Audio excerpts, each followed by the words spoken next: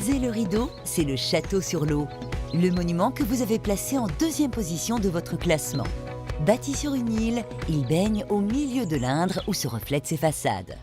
Ce chef-d'œuvre de la Renaissance française est le décor quotidien de Chantal, qui vit depuis 17 ans dans le manoir juste en face.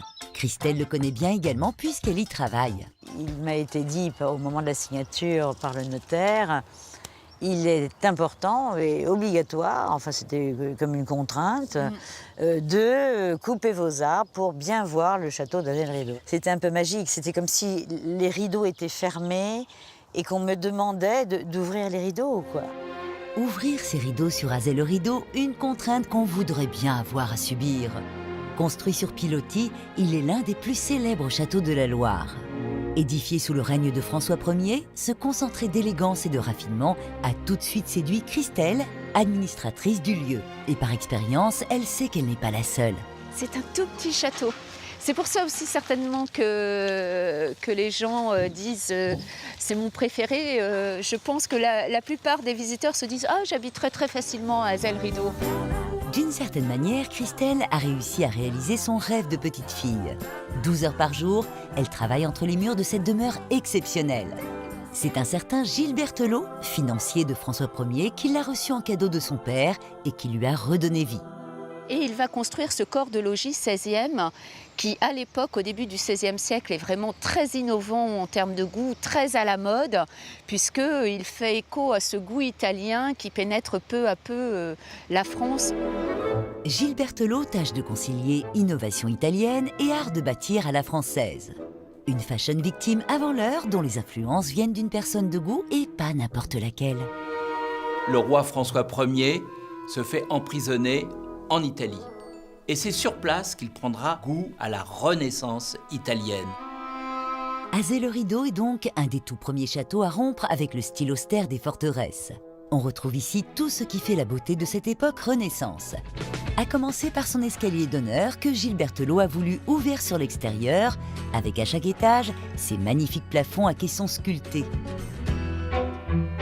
L'épouse du propriétaire, Philippe Lesbailly, et oui, à l'époque les Philippe pouvaient être des femmes, a mis son grain de sel dans la construction de l'édifice. C'est un escalier en vis, il ne faut pas dévisser. Avec Augustin, guide au château depuis 25 ans, la nouvelle patronne du lieu nous présente l'ancienne. Madame restait sur les lieux et suivait le chantier au quotidien. Elle faisait même des petites annotations. La gestion financière du chantier, c'est elle. Complètement. La touche féminine du château, c'est elle. Et voici sa chambre. Sur les murs, des nattes de jonc tressées, un matériau hyper isolant très prisé au XVIe siècle. D'ailleurs, on utilise un mot qui nous vient du Moyen-Âge, qui est le mot joncher, qui vient de jonc. Et on jonchait les murs et les sols pour se protéger du froid avec des nattes de jonc. L'autre chambre à ne pas manquer ici ne doit pas sa renommée à ses murs, mais plutôt à la personne qui l'a habité. Louis XIII, excusez du peu. Il a fait un petit séjour ici à Azay-le-Rideau. Il n'avait que 18 ans, C'était le 27 juin 1619. 2 nuits, 3 jours, ça suffit pour qu'on en parle encore aujourd'hui, plusieurs siècles après. Au 19e, c'est un autre illustre personnage qui va marquer l'histoire du château. Un génie de la littérature française, encore du beau monde.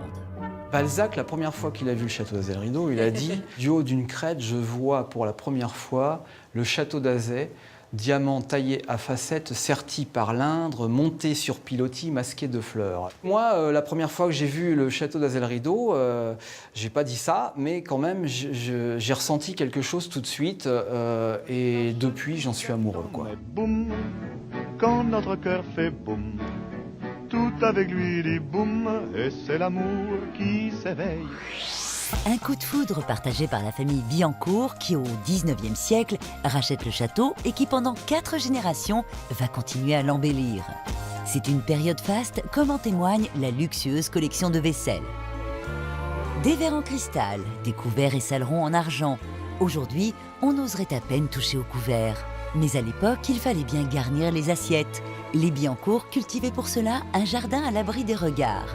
Il revit aujourd'hui grâce à Frédéric, le jardinier du château depuis 25 ans. On essaie de transmettre et puis de reproduire tous ces vieux légumes. Là, donc, on a le melon, on a les différents haricots, on a des courgettes, des sucrines du Berry. Ces légumes anciens, vous ne les trouverez pas en supermarché. Ce sont des variétés qui poussaient dans la région il y a bien longtemps. Mais n'hésitez pas à demander quelques graines ou quelques conseils à Frédéric. Il n'est jamais très loin de son jardin. Je trouve ça très intéressant, c'est très porteur. Retrouver nos racines en fin de compte, hein, parce que c'est nos ancêtres qui les cultivaient.